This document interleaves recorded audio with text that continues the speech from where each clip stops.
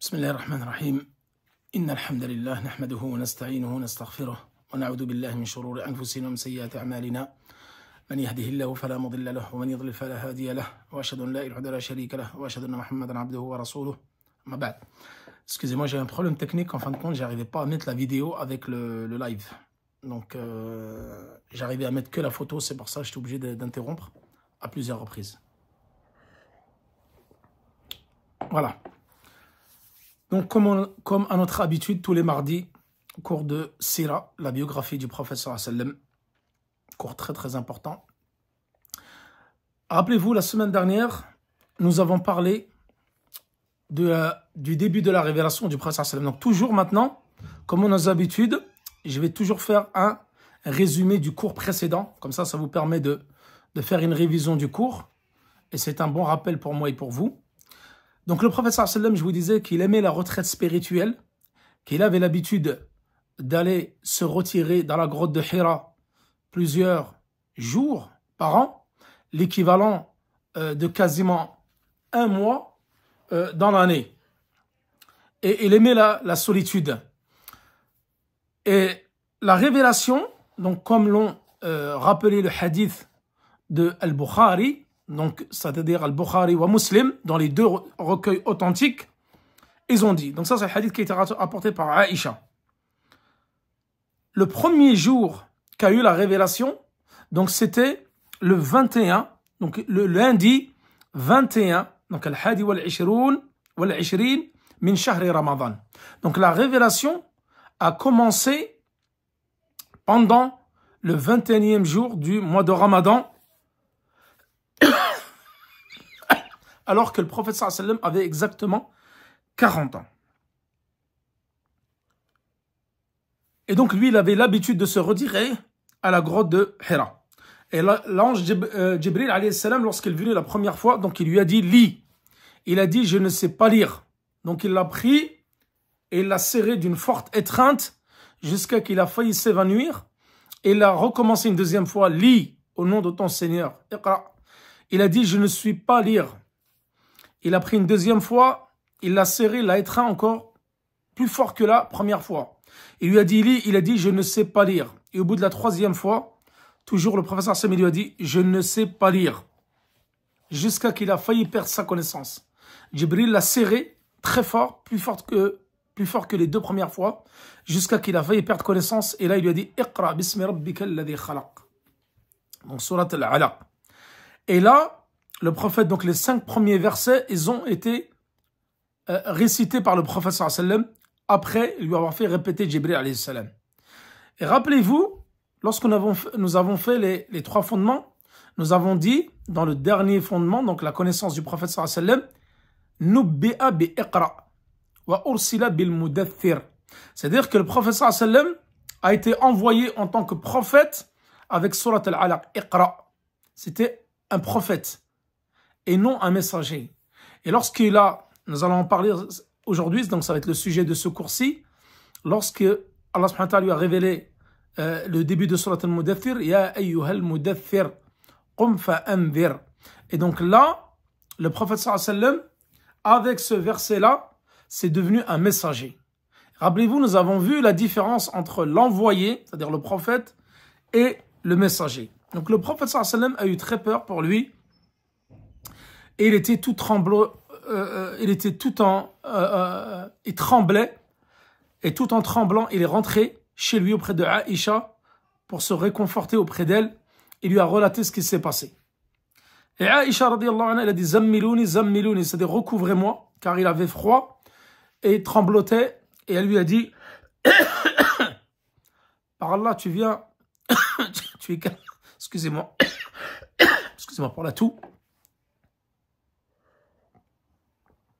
Tu es quelqu'un qui assiste l'orphelin, tu viens en aide aux pauvres, tu passes le salut, tu es quelqu'un de véridique. Allah subhanahu wa ta'ala ne te laisse pas tomber. Et donc, elle lui a dit, elle l'a soutenu. Khadija radiyallahu anha, c'est la première qui l'a soutenu dès les premières heures. Et ensuite, de ce pas, comme je vous l'avais dit, elle est partie voir le fils de son oncle, Ibn Ammiha, Waraqatu, ibn Nawfal. Waraqat ibn Nawfal, c'était quelqu'un qui était chrétien et connaissait l'hébreu. Et il avait étudié la Torah et l'évangile. Elle lui a relaté cet événement. Et il lui a dit, c'est le prophète de cette communauté-là. Dis-lui qu'il tient et qu'il se maintient sur sa position et qu'il reste ferme et qu'il continue sur ce chemin-là. Car certes, c'est le prophète sallallahu alayhi wa sallam qui a été prédit. Déjà, rappelez-vous, quand je vous l'avais dit dans le cours de la semaine dernière, les Juifs savaient que le prophète sallallahu alayhi wa sallam allait bientôt sortir pour rappeler à cette religion. Et les chrétiens également. Et Waraqat ibn Nawfal étant chrétien, il savait cela. Donc, elle a relaté, lorsqu'elle a relaté cela, donc il l'a conforté dans ses propos. Et une fois, le prophète sallallahu alayhi wa sallam, il était en train de faire des tawaf autour de la Kaaba, comme c'était ses habitudes, il a vu Waraqat ibn Nawfal. Et là, il lui a relaté ces événements. Il a dit, dis-moi ce que tu as vu. Il a dit, voilà, Jibril alayhi salam, il est venu m'apporter la révélation. Et là, Waraqat ibn Nawfal, il lui a dit, Innahu namus alladhi ja'a li Musa. Donc c'est le Saint-Esprit, c'est-à-dire Jibril alayhi salam, qui est également descendu vers Moussa. Donc il lui a apporté la révélation. Et tu es le prophète de cette Ummah. Et Waraqat ibn Nawfal, donc c'est un des premiers qui s'est converti à l'islam, et il écrivait en hébreu, et il écrivait l'évangile également. Donc il avait retranscrit l'évangile en hébreu. Et Waraqat ibn Nawfal, c'était un homme très âgé. Donc il était en fin de vie, très âgé, et il était aveugle également. Et là, le messager d'Allah subhanahu wa ta'ala, le prophète sallam, lorsqu'il lui a relaté, il lui a dit, tu es, donc c'est l'archange Gabriel al-Namous, qui est venu également à Moussa lui apporter la révélation. Il lui a dit, si seulement, en s'adressant au prophète sallam, j'étais jeune, et je pouvais te porter secours et te défendre, alors je le ferai. J'aimerais tant être en vie lorsque ton peuple te bannira et te chassera. Et je te soutiendrai de toutes mes forces. Et là, le prophète sallam s'est exclamé. Il a dit, mais mon peuple va-t-il me sortir et va-t-il me persécuter? Il a dit, Waraqat ibn Nawfal, le cousin de Aïcha radhiyallahu anha, il n'y a pas un envoyé qui a été envoyé à son peuple sans que celui-ci ne soit persécuté et ne soit banni par son peuple et chassé par son peuple, comme tous les prophètes qui ont précédé. Et là, Waraqat ibn Nawfal, il est mort quelque temps après. Et la révélation s'est interrompue pendant un certain temps. Donc là, il y a des savants qui disent qu'elle s'est interrompue 6 mois, comme l'a relaté Al-Bayhaqi. Elle s'est interrompue 6 mois. D'autres, ils ont dit environ 40 jours, pardon. Et c'est l'avis le plus juste. C'est que la révélation, pardon, s'est interrompue. Le prophète sallam ne recevait plus la visite de Jibril alayhi salam et cela l'a beaucoup attristé. Et donc le prophète sallam donc n'était pas bien, très attristé, il ne comprenait pas ce qui se passait. Et là, après un certain temps, Allah subhanahu wa ta'ala donc lui a annoncé la révélation de nouveau.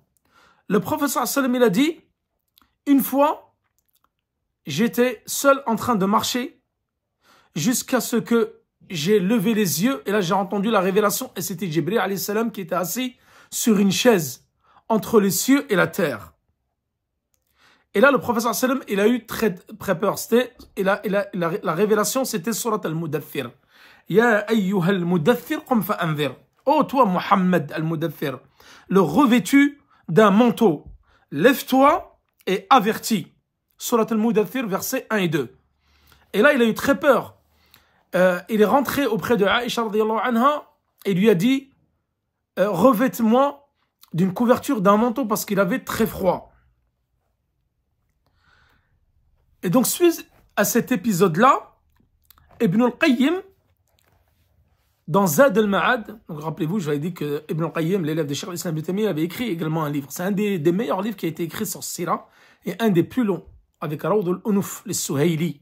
Je dis que c'était un Suhayli, c'était un Maliki, un Qurtubi, c'était l'élève de Ibn al-Arabi, al-Maliki. Également, qui a écrit Rawd al-Unuf, c'est une compilation de la biographie du Prophète sallam en 8 volumes. Et celle de Ibn al-Qayyim en 7 volumes. Et là, Ibn al-Qayyim, il évoque plusieurs catégories ou formes de la révélation. Donc la révélation qui parvenait au Prophète sallam prenait différentes formes. La première, comme je vous l'avais dit, c'était ar-ruqya, pardon, non ruqya, ar-ruqya as-sadiqa. C'est-à-dire qu'il voyait des rêves donc qui étaient véridiques, prémonitoires. Ils se réalisaient. Donc, Ubayd ibn Omar dit à ce propos, les rêves des prophètes sont une révélation divine.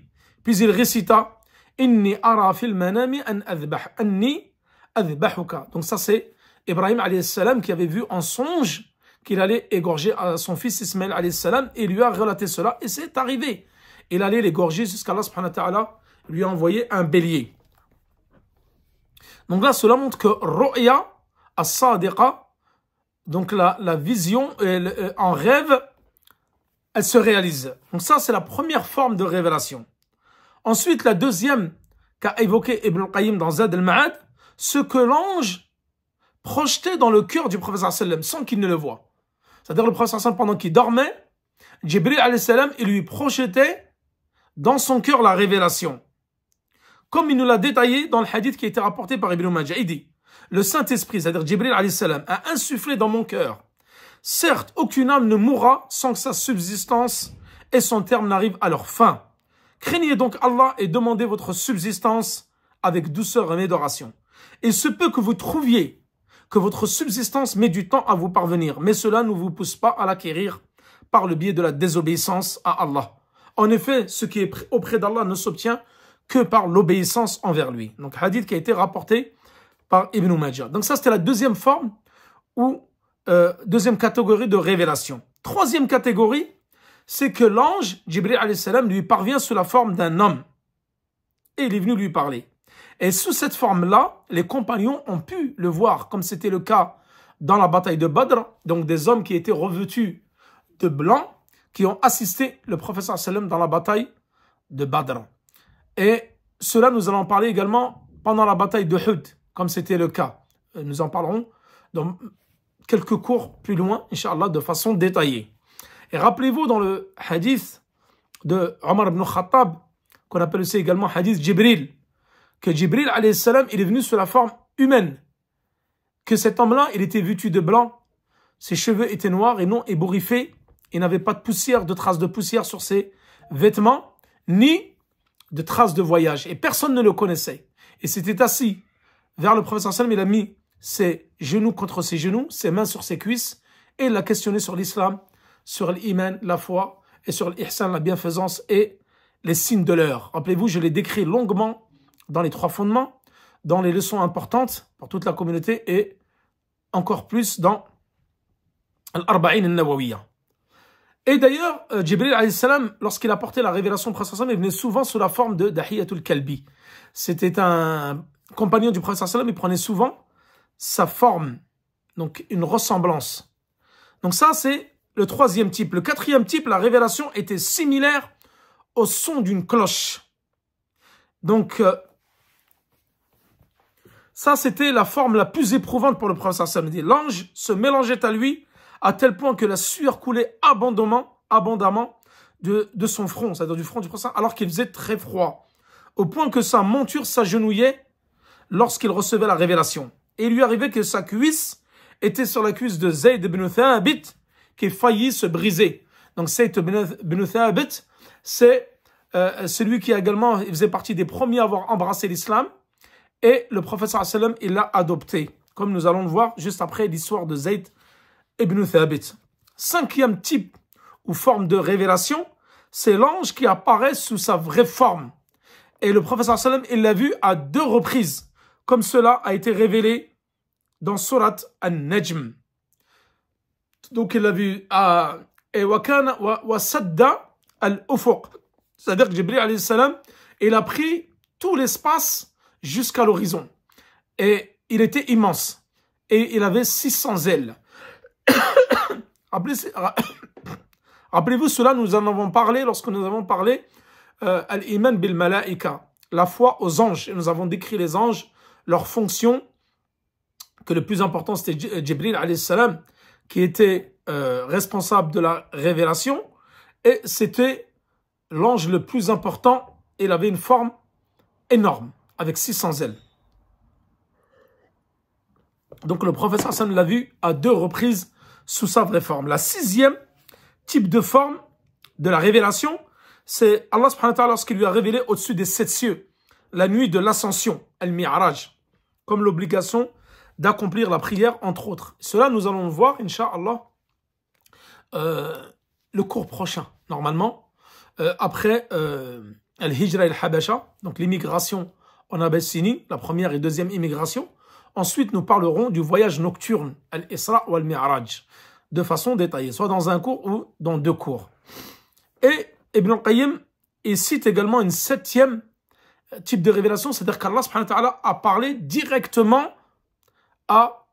au prophète sallallahu alayhi wa sallam sans aucun intermédiaire, ni l'intermédiaire de Jibril ou autre. Wa kallama Allahu Musa taklima. Comme Allah subhanahu wa ta'ala a parlé à Moussa directement sans intermédiaire. Donc ça, c'est les différents types, maratib al-wahy, qu'on appelle les différents types de révélations. Ensuite, Ibn al-Qayyim également, toujours lui, il a cité dans Zad al-Ma'ad maratib al-da'wa. Donc les différents stades du prêche, de l'appel à l'islam. Donc là, Ibn al-Qayyim dit la première chose qui fait révéler au prophète sallam, c'est Iqra. Iqra bismi rabbika alladhi khalaq.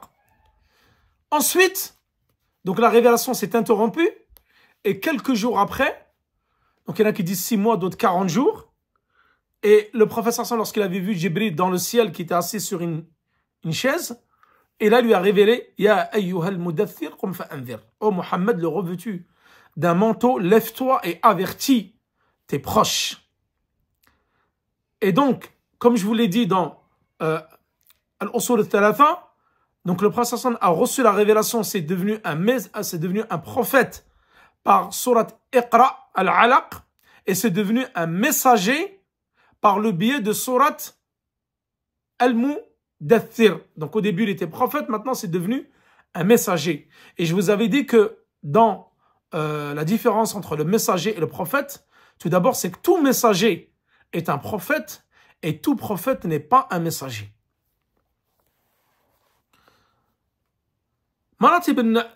Tout d'abord, Ibn al-Qayyim cite la première an-nubuwwa, c'est-à-dire la prophétie, lorsqu'il a reçu la révélation. Donc c'est devenu un prophète. Iqra bismi rabbika. Deuxième, indar ashirataka al-aqrabin, c'est-à-dire le fait d'avertir tes proches. Wa anzir ashirataka al-aqrabin. Avertis tes proches, donc en les appelant à cette religion, en les appelant au monothéisme. Ensuite, indar qawmaka, c'est-à-dire avertir ton peuple, ta tribu. Ça, c'est le 3e type de da'wa, maratib al-da'wa. 4e, indar qawman ma atahum min nadhir min qablihi wa hum al-arabu qatiba. C'est-à-dire le fait d'appeler les Arabes aux alentours. Donc ta tribu, les Arabes aux alentours. Ensuite, les Arabes, l'ensemble des Arabes qui n'ont pas reçu de révélation avant cela.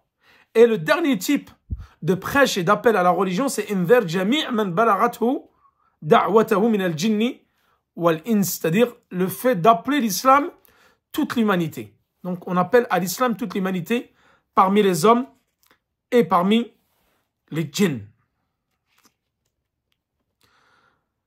Et là, également, donc maratib ad-da'wa, les 3 catégories d'appel à la religion pendant le vivant du prophète sallallahu alayhi wa sallam. Donc au départ, la da'wa s'est fait de façon secrète.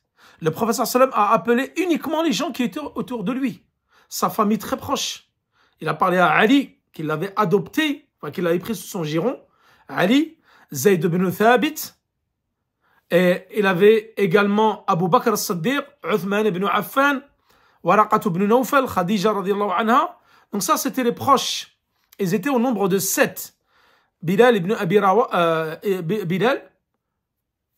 Rabah, donc le premier esclave également qui a embrassé l'islam. Et parmi les serviteurs, c'était Zayd ibn Haritha, et là, c'est ibn Thabit, afwan, j'ai dit Zayd ibn Thabit, c'est Zayd ibn Haritha.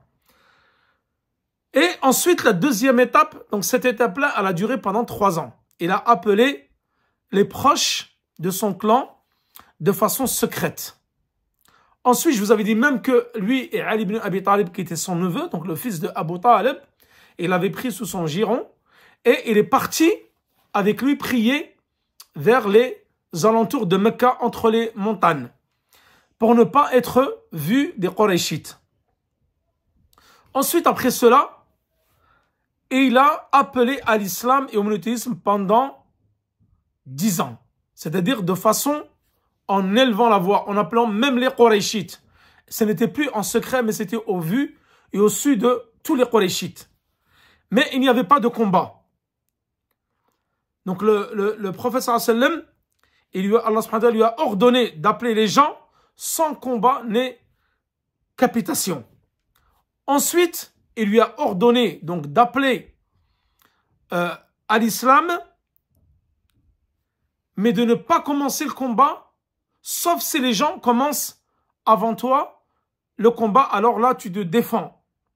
Et ça, cette période-là, c'est-à-dire qu'elle s'est étendue jusqu'à Sulh al-Hudaybiyah. C'est-à-dire que le prophète il appelait à l'islam, mais il ne combattait pas. Par contre, si les gens le combattaient, alors ils se défendaient. Et ça, c'était jusqu'à Sulh al-Hudaybiyah, que nous allons en parler au fur et à mesure des cours. Ensuite, la dernière étape, c'était ad-da'watu jahran, donc le prêche à voix haute, ma'a qital kullu man yaqifu fi sabil sayr ad-da'wa. C'est-à-dire là, le fait d'appeler à voix haute à l'islam, au monothéisme parfait, et de combattre les polythéistes afin que le culte soit uniquement voué à Allah subhanahu wa ta'ala. Ça, c'est la dernière étape. C'était après Sulh al-Hudaybiyah. Donc, je vous avais dit que durant son appel, plusieurs répondirent à son appel, que la première personne à avoir embrassé l'islam, c'était Khadija radhiyallahu anha, parmi les femmes. Parmi les enfants, c'était Ali ibn Abi Talib radhiyallahu anhu, son neveu. Il avait à peine l'âge de 10 ans. Ensuite, il y avait parmi Al-Mawali, les serviteurs, Zayd ibn Haritha, dont nous allons relater son histoire. Et parmi les esclaves, c'était Bilal ibn Abi Rabah. Et parmi les hommes, c'était Abu Bakr as-Siddiq, radiyallahu anhu.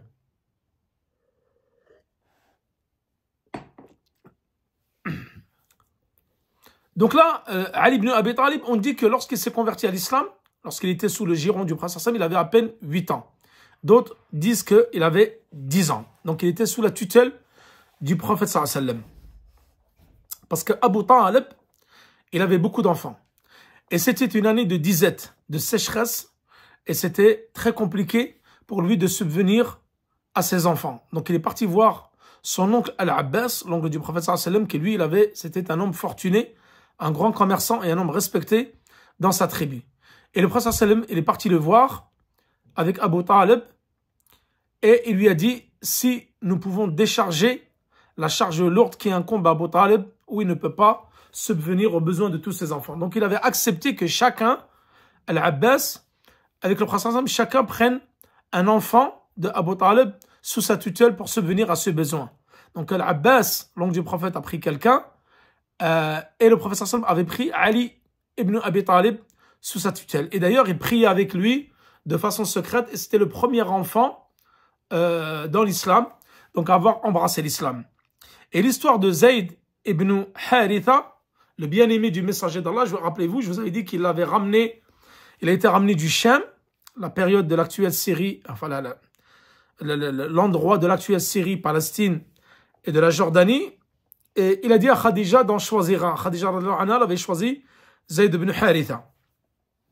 Donc un jour, le père de Zayd ibn Haritha, il est venu avec son oncle et ils sont venus pour le racheter. Il dit au prophète sallam, ô fils du maître de ton peuple, toi et les tiens êtes les habitants du sanctuaire d'Allah, c'est-à-dire Bayt Allah al-Haram, et ses voisins.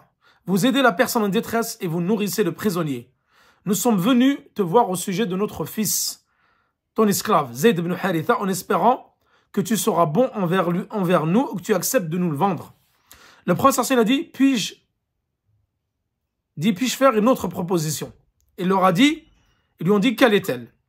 Il a appelé Zayd, il lui a dit, connais-tu ces gens-là? Il leur a dit, oui, c'est mon père et mon oncle. Il lui a dit, voilà, je ne suis pas du genre, le prophète à faire ce genre de transaction, c'est-à-dire préférer une rançon autre. Il a dit, est-ce que tu veux rester avec moi ou partir avec eux? Zayd ibn Haritha, sans aucune hésitation, il a choisi directement de rester avec le prophète sallam. Son père et son oncle se sont exclamés. Il a dit, comment oses-tu rester avec le prophète sallam et ne pas revenir vers ton père et ton oncle, sachant que tu as préféré la servitude, l'esclavage à la liberté? Ils ont dit, malheureux toi, Zayd. Et là, Zayd, il a dit, jamais une personne ne me sera plus préférable à cet homme d'après ce que j'ai vu de lui, en parlant du prophète sallam, parce qu'il le traitait avec bonté. Donc le messager, le prophète sallam, vit cela, et se rendit auprès de la Kaaba, il a déclaré, il a dit, soyez témoins que Zayd est mon fils. Il hérite de moi et j'hérite de lui. En voyant cela, le père et l'oncle de Zayd ibn Haritha ont été rassurés du sort de l'enfant et ils purent partir soulagés. Après ce jour-là, Zayd fut appelé Zayd ibn Muhammad, comme c'était le fils du prophète sallam. Jusqu'à l'arrivée de l'islam et la révélation du verset du Coran, Ud'uhum li abaihim huwa aqsatu indallah. Appelez-les du nom de leur père. Surat al-Ahzab, verset 5. Donc là, Zuhri, il rapporte, nous ne connaissons personne qui a embrassé l'islam avant Zayd. Donc il y avait, je vous avais dit qu'il y avait Zayd parmi les serviteurs, Waraqat ibn Nawfal, Khadija radhiyallahu anha, Abu Bakr as-Siddiq parmi les hommes, et Ali ibn Abi Talib parmi les enfants. Donc, ensuite, ils ont commencé tous à embrasser l'islam, l'un après l'autre. Et parmi les esclaves, Bilal. Donc après ce verset-là, il n'était pas possible, c'est-à-dire appelez-les par le nom de leur père. C'est-à-dire qu'après la descente de ce verset, c'était interdit d'appeler un fils adoptif par ton nom. Demain, si tu décides d'adopter quelqu'un, tu n'as pas le droit de l'appeler par ton nom. Tu dois l'appeler par le nom de son père. Appelez-les du nom de leur père. Cela est plus juste auprès d'Allah subhanahu wa ta'ala. Donc ensuite, après cet événement-là, donc avec tous ceux qui se sont convertis, donc les 7 premiers, la da'wa, elle s'est propagée petit à petit. Il y a d'autres personnes qui sont rentrées dans l'islam. Donc j'avais cité, il y avait les enfants de Abu Bakr as-Siddiq, Aïcha malgré son très jeune âge. Il y avait Asma, il y avait Uthman ibn Affan, il y avait Abdurrahman ibn Auf, Suhayb al-Rumi, et ainsi que d'autres. Il y avait Az-Zubayr ibn al-Awwam, Abdurrahman ibn Auf, Sa'd ibn Abi Waqqas, Talha ibn Ubaydallah. Donc ça, ce sont les 8 qui sont les premiers à s'être convertis à l'islam après les 7 que j'ai cités. Et ils ont prié avec le prophète sallam et ils ont cru en la révélation dès les premiers temps. Donc là, le prophète sallam, lorsque il a commencé à appeler à la da'wa, donc je l'ai dit de façon secrète pendant 3 ans, et après toutes ces conversions, donc là, il y avait à peu près 67 personnes qui se sont converties à l'islam pendant ces années-là, de façon secrète. Et les gens qui dénigraient l'islam, ils disaient qu'il n'y avait que les pauvres et les esclaves qui se convertissaient à l'islam. Chose qui n'était pas vraie. Puisqu'ils ont dénombré, les historiens, qu'il y avait seulement 13 personnes sur les 67 parmi les premiers à avoir embrassé l'islam qui étaient des pauvres et des esclaves. Que le reste, c'était des gens libres et des gens de haut rang, tels que Uthman ibn Affan, tels que Abu Bakr as-Siddiq, Abdurrahman ibn Auf, etc. Eux, c'était des gens libres et des gens qui étaient riches. Ensuite, al-jahru bid-da'wa. Donc là, le prophète sallam, après ces 3 années, il a commencé à appeler à l'islam à voix haute et à tout le monde, et non plus à son clan et son entourage, mais aussi également à Quraysh. Donc le prophète sallam, lorsque Al-Bukhari rapporte dans son Sahih, d'après le hadith d'Ibn Abbas, lorsque le verset wa andir ashirataka al-aqrabin, c'est-à-dire avertis tes proches de la révélation, le prophète sallam il est sorti jusqu'à qu'il s'est mis au niveau de Safa. Safa ou al-Marwa, c'est juste à côté de Masjid al-Haram où les gens font at-tawaf ou as-sa'i. Il s'est levé. Il a dit, je vais vous raconter une histoire. Et là, il a appelé les Qurayshites. Donc il grimpa sur le mont de Safa et l'a appelé d'une voix forte. Un danger approche. Et les gens se sont rassemblés autour de lui. Il a dit, si je vous informe qu'une cavalerie allait surgir au pied de ce mont pour vous attaquer, me croiriez-vous? Ils ont dit oui, bien évidemment, nous t'avons jamais vu mentir, répondirent-ils. Et ils poursuivaient alors sachez que je suis là pour vous avertir avant que cela n'arrive ou avant que n'arrive un châtiment terrible. Abu Lahab, qui était également son oncle, lui répondit durement, que te périsse.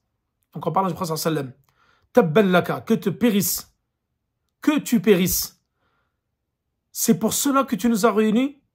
Et là, Allah subhanahu wa ta'ala, il a descendu le verset, fait surat Al-Masad, tabbat yada abi lahabi wa tab, ma aghna anhu maluhu wa ma kasab. Donc il a révélé cette sourate-là, que périssent les deux mains d'Abu Lahab, et que lui-même périsse, sa fortune ne lui sert à rien, ni ce qu'il a acquis. Donc là, Ibn al-Qayyim, il dit, le prophète sallam donc a révélé la révélation et l'a appelé à l'islam pendant 3 ans de façon secrète. Ensuite, lorsqu'il fut révélé ce verset, Fasta' bima tu'mar wa a'rid 'anil mushrikin. Ce verset-là, qui est dans Surat Al-Hijr, verset 94, expose donc clairement ce qu'on t'a commandé et détourne-toi des associateurs. Fasta' bima tu'mar wa a'rid 'anil mushrikin. À partir de là, donc, comme le dit Ibn al-Qayyim, le prophète sallam a commencé à appeler à l'islam à voix haute. Et pendant la 4e année, donc là, il a commencé à appeler à voix haute, la première goutte de sang qui a été versée dans l'islam. La 4e année, donc, pendant l'appel à l'islam, Sa'd ibn Abi Waqqas, il a frappé un homme parmi les polythéistes. Donc, il y avait un homme qui se moquaient d'eux, c'est-à-dire les polythéistes qui les ont suivis parce qu'eux se cachaient pour aller prier entre les montagnes et se moquaient de lui. Alors, il a pris le crâne d'un chameau, le squelette, et il l'a frappé à la tête et donc il l'a balafré et l'a saigné parce qu'il avait insulté les compagnons. Et donc, c'est la première goutte de sang qui fut coulée dans l'islam. Et là, donc, lorsqu'il a commencé la da'wa, les politistes ont commencé, donc, les menaces et ils ont commencé à faire du tort au prophète sallam ainsi qu'aux musulmans et ainsi qu'aux différents croyants et à l'islam. Donc là, ils ont utilisé différents moyens pour nuire au prophète sallam. Première chose, c'est qu'ils sont venus voir l'oncle du prophète sallam, Abu Talib, car c'était lui qui l'avait adopté après la mort de son grand-père, Abd al-Muttalib. Et ils ont commencé à faire pression sur Abu Talib. Parce qu'Abu Talib, c'était quelqu'un de très respecté auprès de son peuple. C'était quelqu'un de haut rang parmi les Banu Hashim. Donc il était craint et respecté par les Qurayshites. Ils sont venus le voir et lui ont dit, voilà, il faut que tu dises à ton neveu de cesser d'appeler à cette religion parce qu'il nous insulte et il nous dit que nous sommes égarés et il insulte la religion de nos parents et de nos ancêtres, et ça ne peut pas continuer. Ensuite, et c'était la menace. Il le menaçait lui, le prophète sallam et Abu Talib. Parmi les moyens qu'ils ont utilisés, c'était le fait de l'insulter, de dire que c'est un menteur, et de dire au prophète sallam que c'est un voyant, c'est un devin. Et ils l'ont traité également de sorcier, de magicien, etc. Donc là, une fois, ils sont venus voir une deuxième fois son oncle Abu Talib. Ils lui ont dit, ça ne peut plus durer. Nous avons assez patienté avec lui. Il n'arrête pas de dire que nos divinités, ce sont des fausses divinités. Il insulte la religion de nos ancêtres. Donc il faut que tu fasses quelque chose. Et ils sont partis sur cette menace-là. Donc là, Abu Talib, il a appelé le prophète sallallahu alayhi wa sallam, car ils l'ont laissé avec ces menaces-là. Donc Abu Talib, il a décidé d'aller voir le prophète sallallahu alayhi wa sallam et de lui expliquer la situation. Il a dit, oh mon neveu, les hommes de ton peuple, les Qurayshites, sont venus me trouver. Ils exigent que tu arrêtes de t'en prendre à leurs ancêtres et à leurs divinités, et de dire qu'ils sont égarés. Sans quoi ils s'en prendront à toi et à moi, et de la compassion pour moi et pour toi-même. Et ne m'accable pas d'un fardeau que je ne peux pas supporter. Donc le prophète sallam, lorsqu'il a vu cela, il a senti que son oncle a commencé à devenir faible et qu'il ne pouvait plus continuer à le soutenir. Il dit alors, oh mon oncle, oh Ya'am, s'il déposait le soleil dans ma main droite et la lune dans ma main gauche, je continuerai à appeler les gens à l'islam et je ne cesserai de faire triompher cette religion et à appeler les gens jusqu'à que Allah la fasse triompher et que je périsse en prêchant à l'islam. Mais je n'abandonnerai jamais l'appel à l'islam. Après ces mots, le prophète sallallahu alayhi wa sallam a versé des larmes, il a commencé à pleurer et il est parti. Il s'est levé, il est parti et son oncle l'a appelé. Oh mon neveu, reviens. Lorsque le prophète il est revenu, il a dit, va mon neveu et dis ce que tu veux.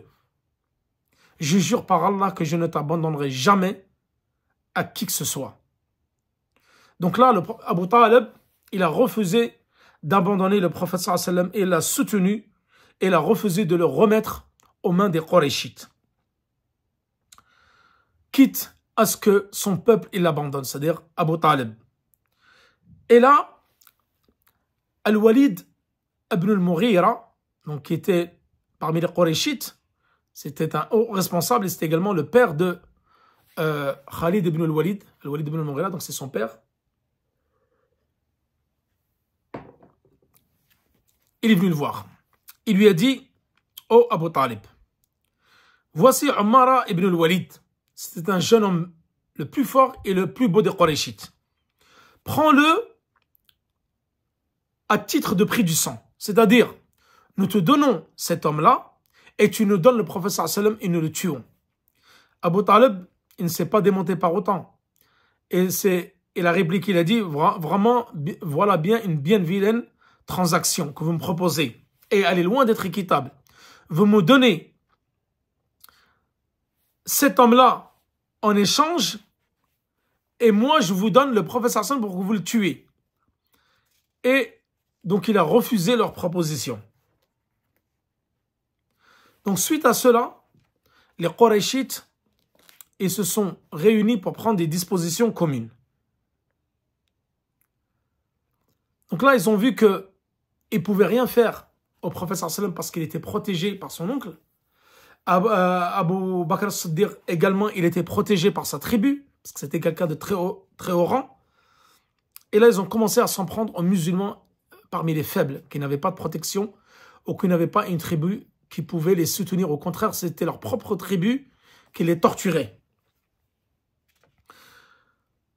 Donc là, également, les Qurayshites, ils se sont réunis pour discréditer le prophète sallallahu alayhi wa sallam aux yeux des pèlerins. Et c'est le Walid ibn al-Mughira qui les a réunis, et c'était la période du pèlerinage. Ils étaient préoccupés par l'approche du pèlerinage, parce que les Mécois, ils recevaient donc les Arabes et les pèlerins de toute la contrée arabique. Et ils ont dit, il faut que nous contrôlions le message du prophète sallallahu alayhi wa sallam. Comment allons-nous l'appeler pour le discréditer auprès des pèlerins? Donc Al-Walid ibn al-Mughira, donc lui c'était l'un des nobles de Quraysh et l'un des plus âgés parmi eux. Et donc il a présidé l'assemblée, il a dit, certains ont dit nous allons l'appeler comme étant un devin. Al-Walid ibn al-Mughira leur a répondu, ce n'est pas un devin. Nous avons observé les devins, leurs paroles, et ils n'ont rien à voir avec les paroles inaudibles des devins. Il a dit, certains, donc des Quraysh, ils ont dit, alors nous dirons qu'il est possédé. Et là, al-Mughira, il a dit, il n'est pas possédé. Nous avons été témoins des possessions que nous connaissons, et nous connaissons les signes, et le prophète sallam, il n'a ni tremblement, ni suggestion satanique, ni autre. Il n'est pas possédé. Alors, certains ont suggéré que nous allons dire que c'est un poète. Et là, al-Mughira, il a dit, nous connaissons les poètes et ce n'est pas un poète. Alors, ils ont suggéré en dernier lieu de dire que c'est un sorcier. Et là, il a dit, je connais la pratique des sorciers et ces paroles sont douces et agréables et ils n'ont rien à voir avec les sorciers. Donc, ils n'ont pas réussi à s'entendre sur un terme. Et à la fin, Al-Walid al-Mughira, il a dit, écoutez, nous allons employer le terme de sorcier, car nous n'avons pas trouvé d'autres mots, car effectivement, il nous a ensorcelés. Donc là, ils ont décidé, à chaque fois qu'ils voyaient des pèlerins, des Arabes, d'autres contrées, ils disaient que c'était un sorcier. Donc, pour pas que les pèlerins et les Arabes suivent le message du prophète sallam. Et là, Allah subhanahu wa ta'ala, il a descendu ce verset sur Al-Walid ibn al-Mughira. Laisse-moi avec celui que j'ai créé, seul et sans le sou, que j'ai ensuite couvert de tant de richesses et entouré d'enfants, toujours à ses côtés, mettant toutes choses à sa disposition, mais qui attend de moi toujours davantage. Non, car il a obstinément rejeté nos versets. Surat 74, versets 11 à 16. Donc ça, c'est un verset qui était descendu concernant Al-Walid ibn al-Mughira. Et là, les Qurayshites, donc, ils ont continué à persécuter les faibles et même ils se sont pris au prophète sallallahu alayhi wa sallam.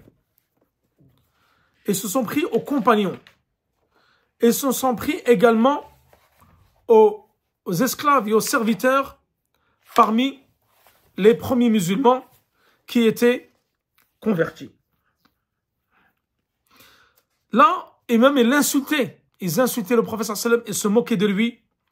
Et là, une fois le prophète sallallahu alayhi wa sallam était en train de faire des tawaf autour de la Kaaba. Et à chaque fois qu'il passait, les Qurayshites, lorsqu'il passait devant eux, il leur passait ni le salam, ni leur parlait, ils l'insultaient. Et lorsqu'il était à leur hauteur, à chaque fois donc, ils insultèrent le prophète sallallahu alayhi wa sallam. Et le prophète sallallahu alayhi wa sallam était énervé. Il le voyait à son visage.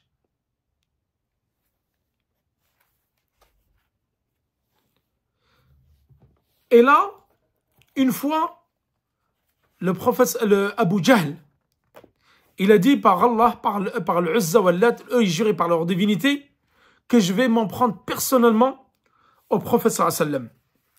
Et si un jour, je le vois prier vers la Kaaba, je vais piétiner son visage.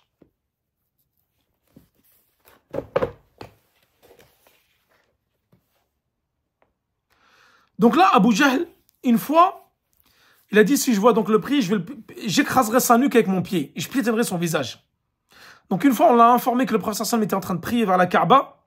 Il s'est rendu vers le prophète sallam. Il a dit au prophète, ne t'ai-je pas interdit de prier ici? Le messager d'Allah le menaça. Furieux, Abu Jahl rétorqua, est-ce à moi que tu tiens ce genre de propos? Et je suis le plus noble des habitants de cette vallée.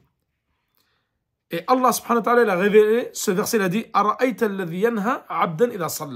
ça concernait Abu Jahl. As-tu vu celui qui interdit à un serviteur d'Allah, en parlant du prophète sallallahu alayhi wa sallam, de célébrer la prière? Al-Alaq, versets 9 et 10.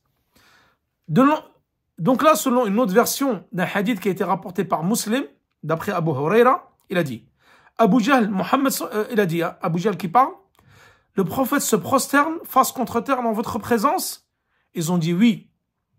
Il a dit, par Al-Lat ou Al-Uzza, si je le vois faire cela, je lui écraserai sa nuque avec mon pied.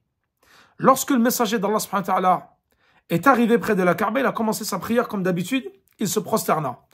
Abu Jahl s'avança pour essayer de lui écraser la nuque. Et là, il a rebroussé chemin. Il a eu peur, se protégeant donc les mains. Il a expliqué alors aux siens, il a dit, j'ai vu un fossé de feu qui me séparait de lui, du prophète sallam, et j'ai vu des choses effroyables et j'ai vu des ailes. Et là, le prophète sallam, il a raconté à ses compagnons, il a dit, s'ils s'étaient rapprochés de moi davantage, les gardiens de l'enfer l'auraient happé pour le mettre en pièces. Et là donc, Allah subhanahu wa ta'ala a révélé qu'Allah innal insana la yadra an ra'ahu istaghna. Prenez garde, vraiment l'homme devient rebelle dès qu'il estime qu'il peut se suffire à lui-même. Surat Al-Alaq, versets 6 à 7. Ensuite, ils s'en sont pris à Ahl Yasir. Ahl Yasir, c'est les gens de Yasir, Ammar ibn Yasir, toute sa famille, lui, son père également, ont été torturés par les Qurayshites. Également Abu Bakr as-Siddiq qui a été torturé par les Qurayshites, il a été frappé par les Qurayshites. Également, on retient de cela Bilal ibn Abi Rabah qui a également été torturé, il le prenait et il mettait un lourd rocher sur lui, il le mettait au soleil, en plein zénith, là où il faisait très très chaud, et il le laissait sans manger, sans boire pendant des jours, avec un rocher, il disait mécrois en la religion du prophète sallallahu alayhi wa sallam et ne te donneront la vie sauve, ils ne te libéreront. Et lui, il disait Ahad, Ahad, c'est-à-dire Allah unique, Allah l'unique. Et une fois, Abu Bakr as-Siddiq, il l'a vu Bilal se faire torturer, il a décidé d'aller le racheter. Donc il a demandé le prix de Bilal et il a acheté Bilal. Et ensuite, il l'a affranchi. Et Abu Bakr as-Siddiq, il faisait souvent cela avec les esclaves. Une fois, il a affranchi également la mère de Bilal, radiyallahu anha. Et donc les Qurayshites continuaient de torturer les musulmans, de leur infliger des souffrances, de les priver de nourriture, de boissons, de les mettre au soleil, de le torturer.